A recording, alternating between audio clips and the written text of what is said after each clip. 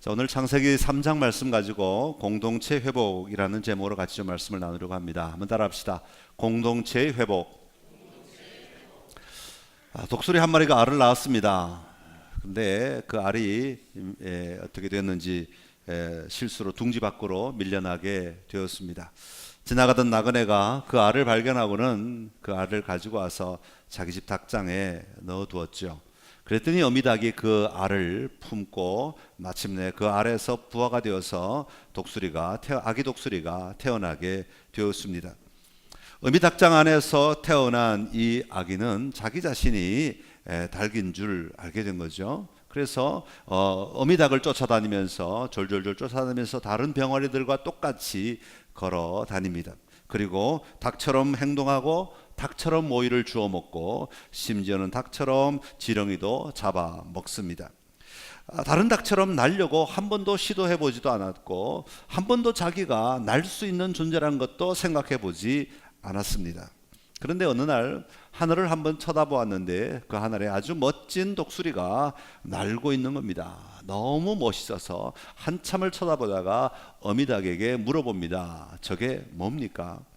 저것은 하늘의 왕자 독수리라는 것이다. 저 독수리는 정말 멋있지 않니? 어떤 그런 이 이야기를 듣고 이 독수리는 하늘을 쳐다보다가 다시 모이를 주워 먹더라 하는 그런 이야기입니다. 이 독수리는 자기가 누구인지를 전혀 인식하지 못하고 살아가는 것이죠. 분명히 독수리인데도 불구하고 독수리처럼 살아가지 못하는 것입니다.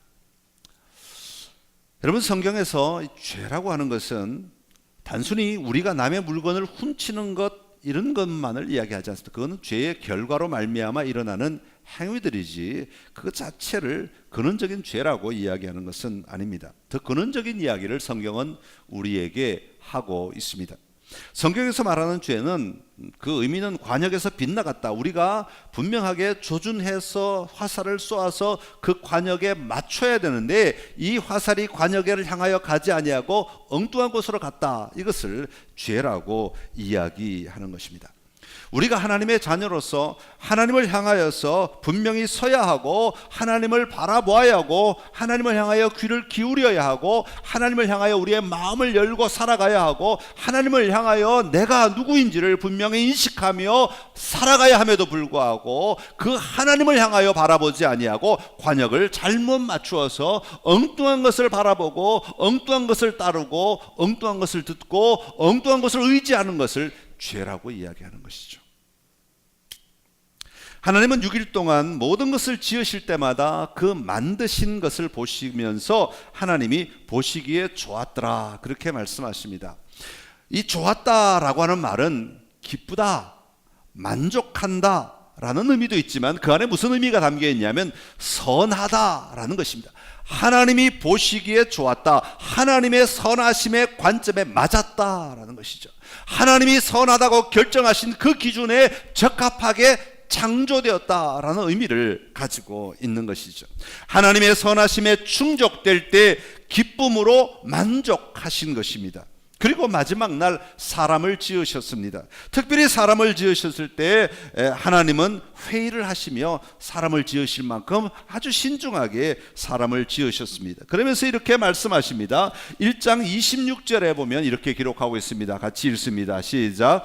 하나님이 이르시되 우리의 형상을 따라 우리의 모양대로 우리가 사람을 만들고 그들로 바다의 물고기와 하늘의 새와 가축과 온 땅과 땅에 기는 모든 것을 다스리게 하자 하시고 아멘.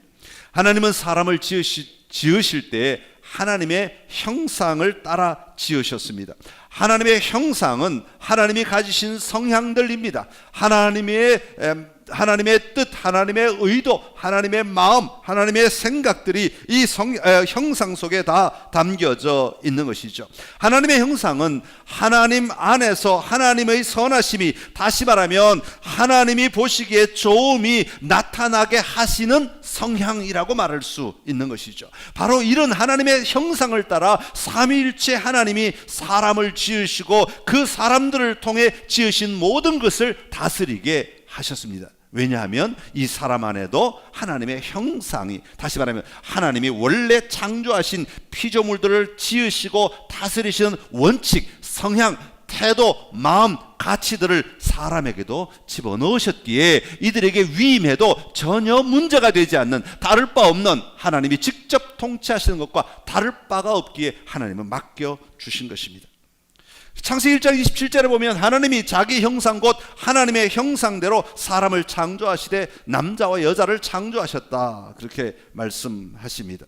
그리고 그들에게 사명을 주신 것이죠. 그 사명이 바로 1장 28절의 말씀입니다. 우리 같이 읽겠습니다. 하나님이 그들에게 복을 주시며 하나님이 그들에게 이르시되 생육하고 번성하여 땅에 충만하라, 땅을 정복하라, 바다의 물고기와 하늘의 새와 땅에 움직이는 모든 생물을 다스리라 하시니라. 아멘. 자, 여러분, 생육하고 번성하여 땅에 충만하라, 땅을 정복하라, 무슨 의미를 가지고 있습니까? 하나님의 형상을 확장해 나가라 라는 의미를 가지고 있는 것이죠. 하나님의 마음으로, 하나님의 방법으로 하나님의 형상을 가진 사람들을 통하여 번성하고 충만하고 정복하고 다스리라 라는 것이 하나님이 사람에게 주신 명령, 사명이라고 하는 것입니다. 하나님의 형상으로 하나님이 지으신 모든 것을 이끌어갈 뿐 아니라 하나님의 형상이 확장되도록 이 사람들을 통하여 일하게 하시는 것이죠. 여러분, 하나님의 나라는 바로 이런 방식으로 확장되게 되어 있습니다. 창세기 2장에 보면 사람을 지으신 후 모습을 좀 더 자세하게, 사람을 지으시는 모습을 좀 더 자세하게 설명합니다. 먼저 하나님은 사람을 지으셨습니다. 아담을 지으신 것이죠. 그런데 혼자 있는 것이 좋지 못하여 돕는 배필을 지으십니다. 아담에게 돕는 배필을 만드시고 그를 여자라고 부르시게 된 것이죠. 이 여자를 보고 아담은 너무 기뻐합니다. 그리고 이렇게 말합니다. 이는 내 뼈 중에 뼈요 내 살 중에 살이라. 이것이 남자에게서 취하였은즉 여자라고 부르리라. 너무 기쁘다는 것이죠. 만족한다는 겁니다. 왜냐하면 하나님의 형상을 이루기에 더 돕는 배필이기에 이것이 너무 귀하고 너무 아름답다고 고백하고 있는 것이죠. 그러면서 창세기 저자는 이렇게 덧붙입니다. 이러므로 남자가 여자를 떠나 둘이 한 몸이 될지다. 둘이 한 몸이 될 때에 하나님의 형상이 더 아름답게 이루어지고 확장되고 드러나게 된다는 것을 이야기하는 것이죠. 둘이 한 몸이 된다는 것은 공동체를 이루는 것을 이야기합니다. 이 공동체를 통하여 일하시는 것이 하나님의 일하시는 방법이고 하나님의 형상이 드러날 수 있는 가장 좋은 도구가 되고 통로가 되고 하나님은 그것을 보시기에 좋았더라, 그렇게 말씀하고 있는 것이죠. 사랑하는 성도 여러분, 여러분은 혼자 살아가는 사람은 아무도 없습니다. 혼자 방구석에 문을 걸어 잠그고 들어앉아 있고 싶어도 여러분 혼자 살아갈 수 있는 세상은 절대 아닙니다. 누군가와 함께 살아가는 것이죠. 여러분의 가장 작은 공동체인 결혼을 하셨으면 부부가, 또 아니면 형제 자매가, 아니면 부모님과 함께 살아가는 이 공동체가 하나님의 형상이 드러나는 공동체가 될 수 있기를 간절히 기원합니다. 여러분, 하나님이 우리에게 그 사명을 주신 거예요. 네가 살아가는 그 삶의 현장에서 너와 함께 살아가는 사람들을 통하여서 이 하나님의 형상이 더욱 풍성해지고 온전해지도록, 그리고 그것으로 말미암아 땅을 정복하고 땅을 섬기고 다스리도록 하나님은 우리에게 명령하신 것입니다. 그러기에 오늘 여러분이 살아가는 삶의 현장이 하나님의 형상이 깨어지는 곳이 아니라 하나님의 형상이 더 세워지고 더 완성되는 곳이 되도록 늘 하나님의 마음을 품고 나아가는 은혜가 있기를 간절히 기원합니다. 자, 그런데 이렇게 아름답게 만들어진 공동체를 파괴하는 것이 있었는데 그것이 바로 뱀이라고. 뱀은 사탄이죠. 사탄으로 하여금 하나님의 사랑에 회의를 품게 만들었습니다.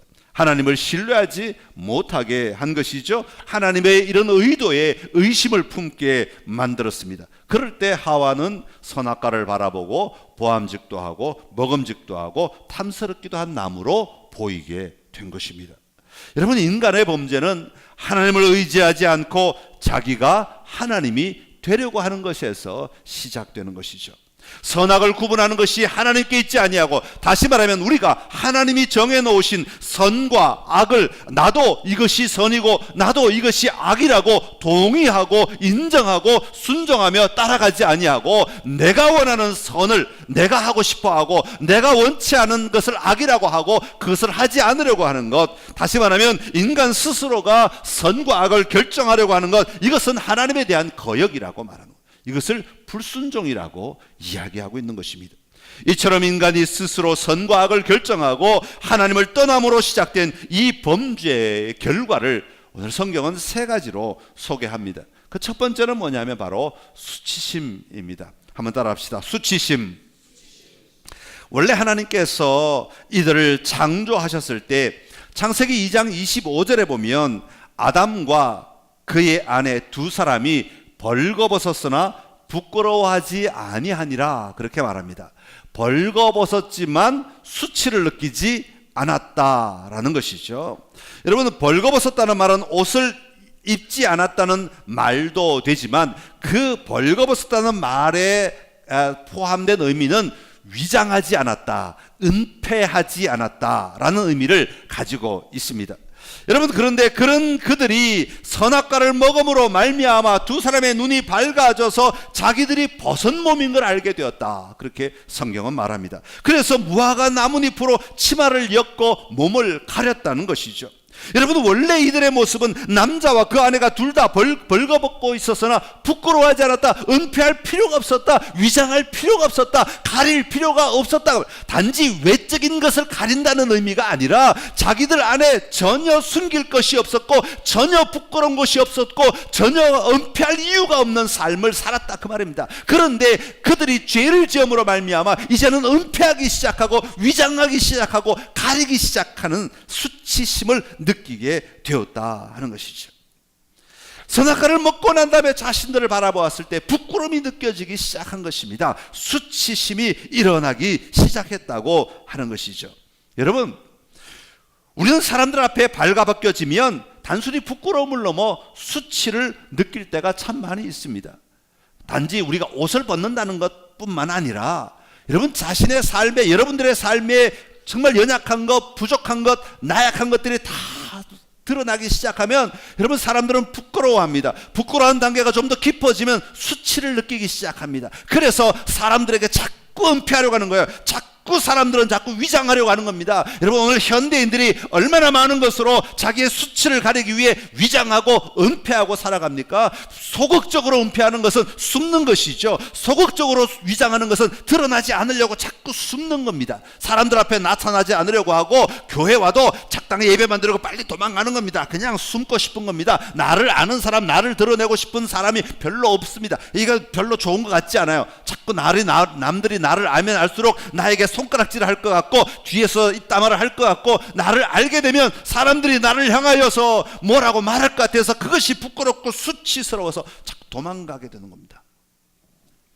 어떤 사람들은 그 위장과 은폐를 좀 더 다른 방법으로 합니다. 다른 것을 내세움으로 말미암아 위장하려고 합니다. 그래서 자꾸 권위를 찾게 되고 명예를 찾게 되고 어떤 지위를 자꾸 찾게 됩니다. 그래서 그 지위가 있음으로 말미암아 진짜 내가 수치스럽고 창피한 것들을 가릴 수 있다고 생각하는 것이죠. 그래서 자꾸 이걸 드러내므로 말미암아 내가 진짜 부끄러운 것, 수치스러운 것을 가릴 수 있다고 착각하는 것이죠.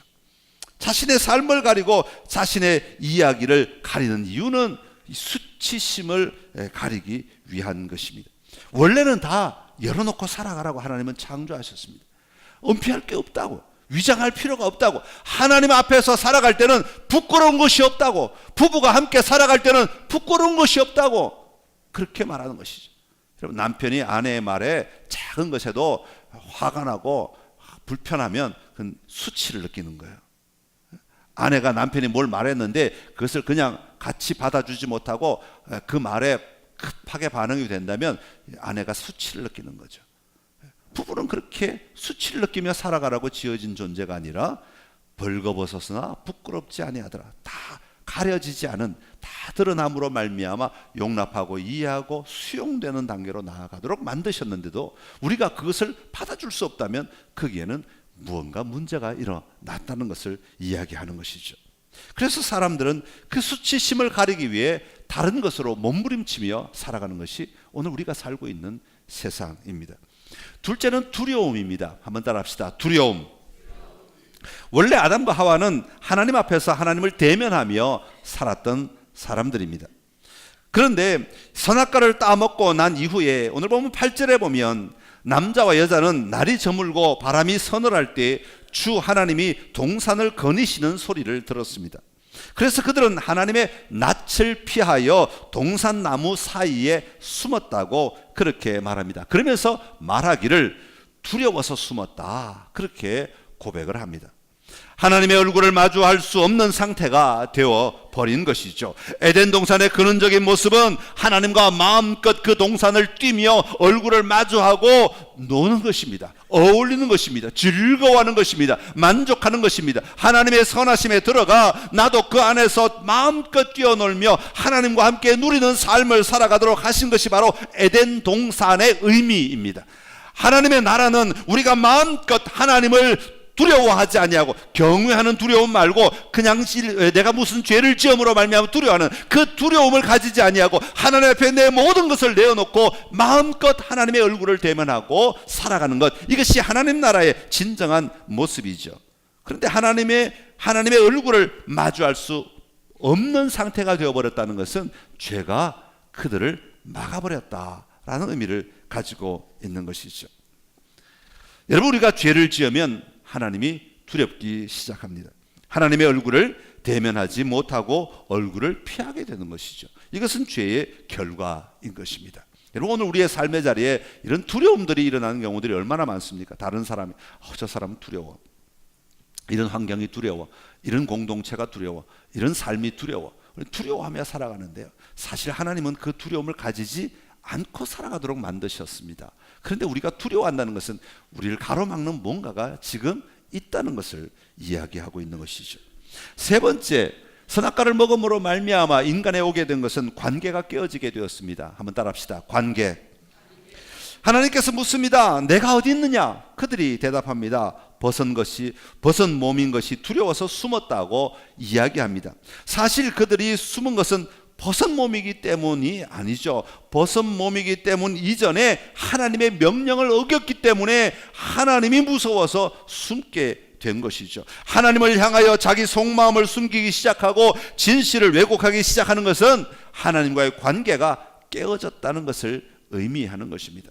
여러분, 친하게 지내다가 갑자기 다른 이야기 하기 시작하면 관계가 깨어졌다 하는 것을 우리가 인식하며 살아갈 수 있어요.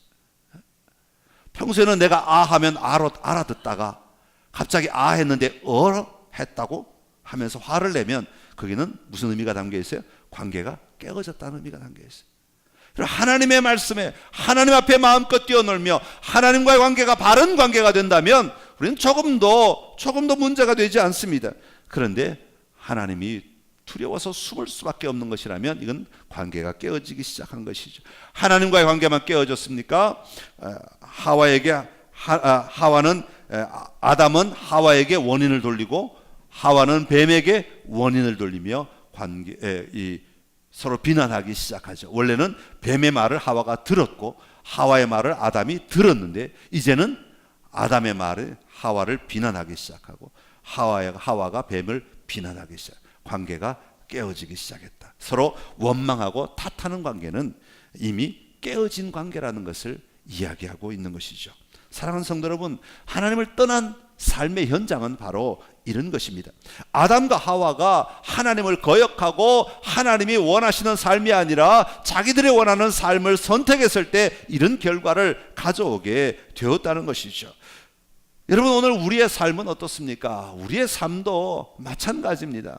여러분, 교회 와서까지도 우리가 이 삶을 살아내지 못하고 이런 깨어짐의 관계 속에 머물고 있다면 여전히 우리를 지배하는 것이 하나님이 아니라 우리의 생각, 우리의 가치들이 여전히 우리를 지배하고 있다는 것을 반증하고 있는 것입니다. 여러분, 교회 와서 이런 관계가 깨어져 있고 이런 것이 수치스럽고 이런 것이 부끄럽고 이런 것이 두렵고 염려가 되고 근심되는 관계라면 이것은 하나님이 다스리시는 태도가 아니라는 것이죠. 근데 오늘 현대인의 교회, 우리 선창교회 안에도 얼마나 많은 이런 두려움들을 가지고 신앙생활을 하시는지요. 정말 목사로서는 정말 안타까운 경우들이 너무 많이 있습니다. 교회 온다는 것은 자유해야 되는 것이고, 교회 온다는 것은 안전해야 되는 것이고, 교회 온다는 것은 편해야 하는 것이고, 교회 오는 것은 기쁨이 있어야 되는 것인데, 교회 오면서 하나님만 바라보고 옵니다. 좋은 말이긴 한데 또 다른 의미는 사람은 안 보겠습니다, 이런 얘기들. 왜 사람을 안 봅니까? 하나님은 사람을 보라고 했는데 왜? 같이 가라고. 남자를 만드시고 혼자 두지 않아 보시기 좋지 않아 여자를 만드신 이유는 꼭 결혼하라는 말은 아니라 같이 공동체가 가야 된다는 겁니다. 함께 해결해야 될 문제라는 것이죠. 함께 가야 될 문제라는 겁니다. 근데 현대인들은 이 문제를 해결하려고 하지 않고 도피하기 시작합니다. 그러니까 교회에 생명력이 없는 거예요. 하나님의 생명으로 모인 교회가 생명력을 잃어버린 것이죠. 왜냐하면 도망 다니니까. 부딪혀서 이 문제를 해결해야 합니다. 하나님이 원래 우리에게 요구하시는 삶의 모습으로 회복해야 하는 것이죠. 여러분, 이런 우리의 삶의 잘못된 죄의 결과들을 깨트리시기 위해 예수님께서 이 땅에 오신 것입니다. 예수님께서 이 땅에 오실 때 예수님은 수치를 느끼실 필요가 없는 분이셨습니다. 조금도 부끄러워할 필요가 없는 분이셨습니다. 하나님을 두려워할 이유도 없는 분이셨습니다. 그런 예수님이 오셔서 수치를 당한 자들에게 다가오셔서 그 수치를 풀어주시는 것이죠.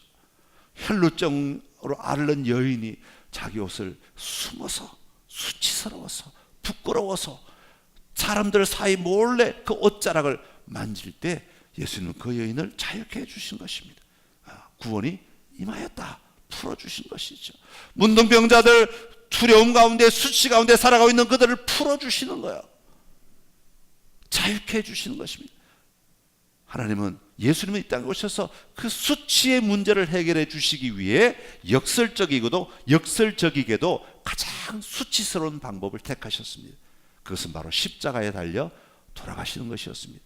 당시의 십자가는 수치의 극치를 표현하는 것입니다. 그것보다 더 저주스러운 죽음은 없고 그것보다 더 비참한 죽음은 없었기 때문에 그렇습니다. 예수님은 우리의 수치를 거두어 가시기 위해, 우리의 두려움을 거두어 가시기 위해, 우리의 깨어진 관계를 회복하시기 위해 이 땅에 오셨고 그것을 이루신 분이십니다. 그렇게 우리는 예수님을 믿는다면, 예수님이 나를 위해 그렇게 십자가에 달려 돌아가셨다는 사실을 믿는다면, 예수님이 나를 위해 그 수치를 당하신 것을 믿는다면, 예수님이 나를 위해 그 두려움의 순간에 들어가셨다는 것을 믿는다면, 예수님께서 그 관계를 회복하시기 위해 깨어짐의 자리에 들어가셨다는 사실을 믿는다면, 우리는 다시 이 에덴의 아름다운 삶을 회복하기 위해 나아가는 삶을 살아야 하는 것이죠. 다시 말하면 우리의 삶의 방향이 회복을 위하여 언제나 집중되어 있어야 한다는 것입니다. 아담은 너희가 하나님과 같이 되리라는 유혹을 받고 거기에 넘어갔습니다. 그러나 예수님은 빌립보서 2장 6절에 보면 하나님과 동등됨을 취할 것으로 여기지 아니하시고, 인간은 자꾸 하나님이 되려고 해요. 그런데 하나님이신 예수님은 오히려 하나님과 동등됨을 취할 것으로 여기지 아니하시고 자기를 낮춰 죽기까지 복종하셨다, 그렇게 말씀하십니다. 철저하게 인간이 되셨다. 하나님을 하나님 되게 하시고 자기는 철저하게 인간이 되셔서 인간을 대신하여 대표하여 십자가에 달려 돌아가셨다고 이야기하고 있습니다. 아담이 하나님과 맺은 언약을 깨트렸던 것을 예수님은 회복하시기 위해 십자가에서 형벌을 받으시고 대속적 죽음을 맞이하신 것입니다. 그래, 오늘 읽진 않았지만 24절에 보면 인간이 범죄했을 때 하나님은 그 인간들을 에덴 동산에서 쫓아내시죠. 우리 24절 성경을 보시면서 24절 한번 읽어볼까요? 24절 시작. 이같이 하나님이 그 사람을 쫓아내시고 에덴 동산 동쪽에 그룹들과 두루 도는 불칼을 두어 생명나무의 길을 지키게 하시니라. 아멘. 그룹들을 세워가지고, 다시 말하면 천사들을 세워가지고 에덴 동산을 지켰다고 말했어요. 못 들어오게, 에덴 동산을 누리지 못하도록, 에덴 동산의 삶을 살지 못하도록, 에덴 동산의 기쁨을 누리지 못하도록 지켰다, 그 말이죠. 이 그룹이 성막이 생기면서, 성전이 생기면서 성소와 지성소의 구분을 이 그룹들이 하고 있는 거예요. 막고 있는 거죠. 아무나 지성소에 들어오지 못하게 막고 있는 거죠. 그런데 예수님이 십자가 위에서 운명하실 때 성소의 휘장이 갈라졌어요. 성소의 가림막이 하나님의 거룩한 자리로, 다시 말하면 에덴 동산의 삶을 누릴 수 있는 자리로 들어올 수 있도록 길을 여셨다. 창세기 3장 24절에 막으셨던 그 삶을 하나님은 십자가 위에서 예수님이 죽으심으로 말미암아 죽으실 그때 이 문이 열려지, 그룹들은 다시 본래의 자리로, 하나님을 찬양하는 본래의 자리로 돌아가고 이 문은 열려지게 되었다. 다시 말하면 예수 그리스도로 말미암아 우리가 이 에덴 동산에 들어갈 수 있게 되었다 하는 얘기를 하는 겁니다. 예수님의 후손들, 예수님을 믿는 모든 사람들은 이 에덴의 아름다움을 누릴 수 있도록, 이 에덴의 모든 누릴 수 있도록 하나님은 허락하셨다. 그것을 에덴 동산이라고 우리는 얘기하지 않고 하나님의 나라라고 표현하는 거죠. 하나님의 나라에 문을 열어주셨고, 그 하나님의 나라의 아름다움을 보기를 원한다면 창세기 1장 2장을 보면 되는 거예요. 하나님의 그 아름다운 회복, 하나님의 형상을 가지고 마음껏 다스리게 하고, 마음껏 정복하게 하고, 마음껏 누리게 하고, 하나님과 마음껏 대면하고, 부끄러움이 없고 수치가 없고 두려움이 없는 자리로 예수 그리스도는 우리를 열어주셨다, 맞아주셨다고 말씀하고 있는 것이죠. 사랑하는 성도 여러분, 오늘 여러분의 삶의 자리에 분명한 이 믿음의 방향을 볼 수 있기를 간절히 기원합니다. 예수 그리스도를 믿는다는 것은 그 아름다운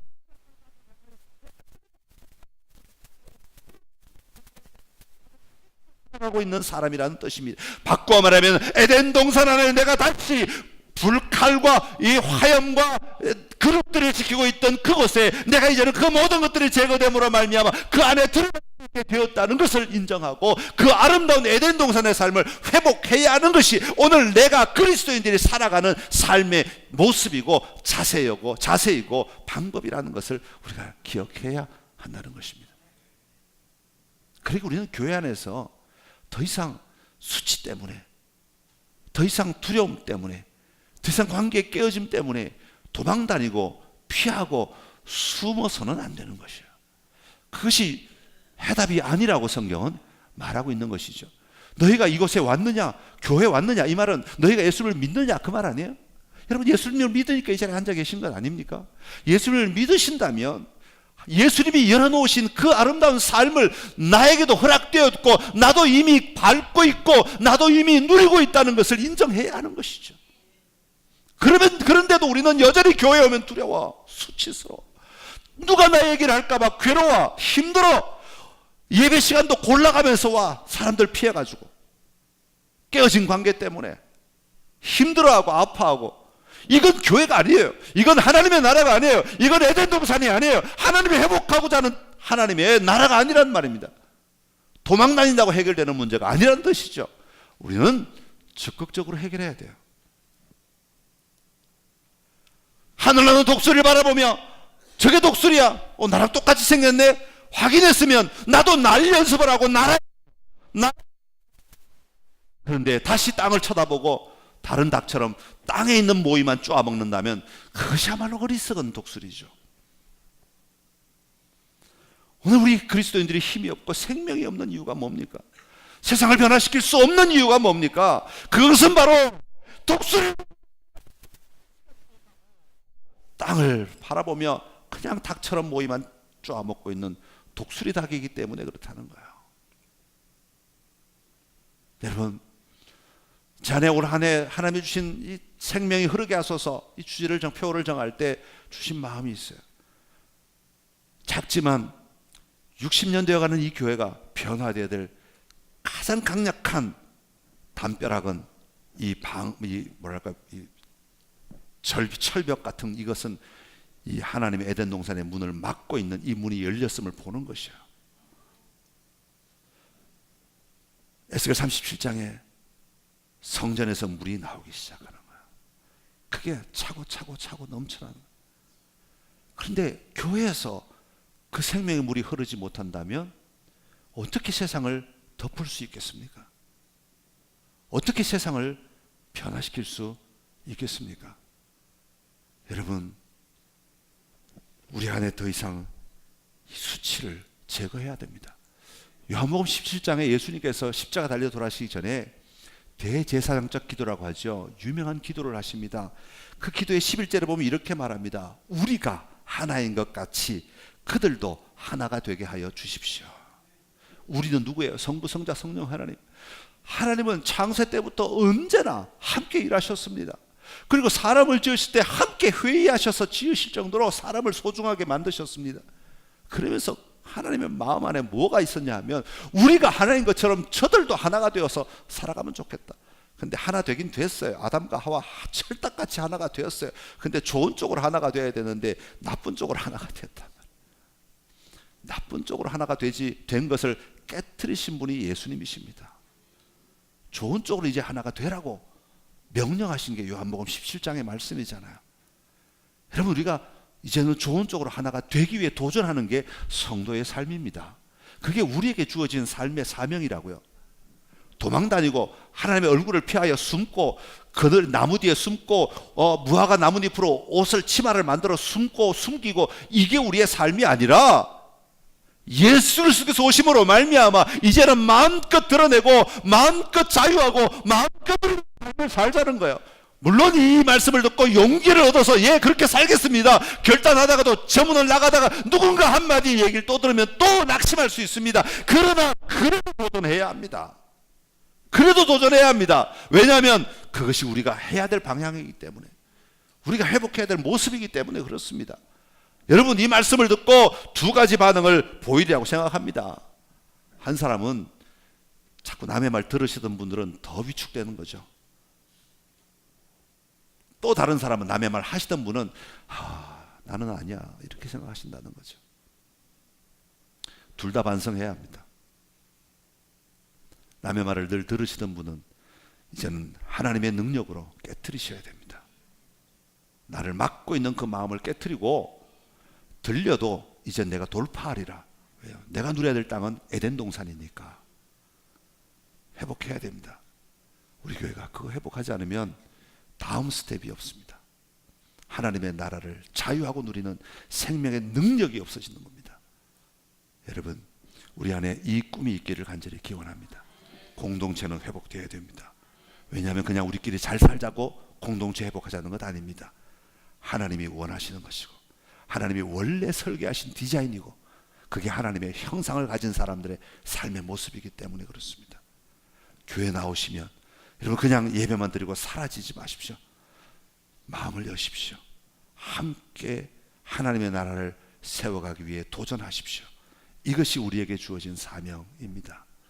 우리 교회가 이 공동체를 회복하기 위해 도전해야 합니다. 목장에 참여하십시오.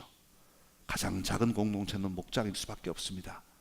목장을 통해서 부끄러움을 다 이겨내십시오. 수치를 이겨내십시오. 깨어진 관계들을 회복하십시오. 그리고 에덴 동산을 누리는 은혜가 있기를 간절히 소망합니다. 우리 교회가 그렇게 하나님이 디자인하신 줄로 믿습니다. 선창교회를 이곳에 세울 때 하나님은 이미 그렇게 디자인하셨어요.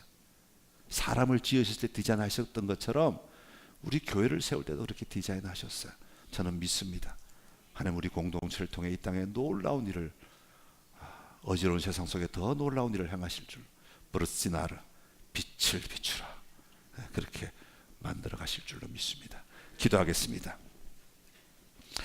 참 좋으신 우리 하나님 아버지, 우리를 사랑하여 주시어서 공동체를 이루게 하시고 함께 살아가도록 은혜를 베풀어 주셔서 감사합니다.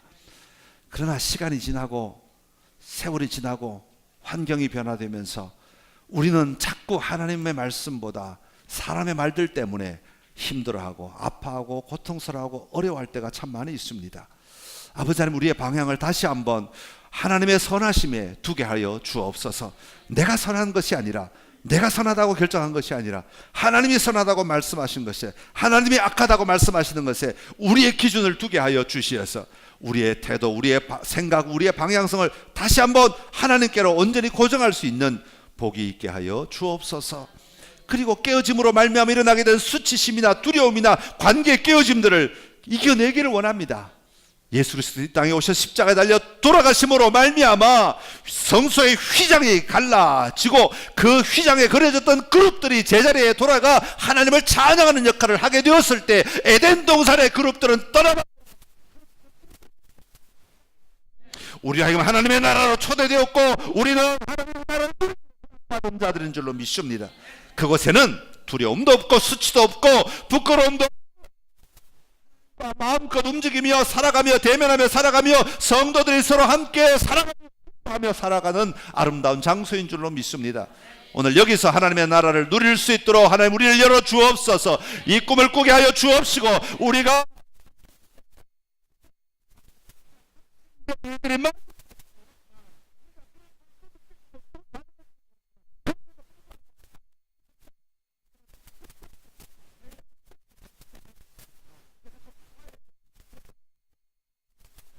가지고 하나님의 나라를 누리게 하여 주옵시고 하나님의 나라를 이루게 하여 주옵소서. 아담과 하와처럼 아버지 하나님 예수님처럼 승리하는 저희들 되게 하여 주옵소서. 하나님과 동등됨을 취할 것으로 여기지 아니하고 하나님을 하나님으로 인정하게 하시고 우리는 하나님께 순종하며 나아가는 은혜가 있게 하여 주옵소서. 예수님의 이름으로 기도드립니다. 아멘. 아멘.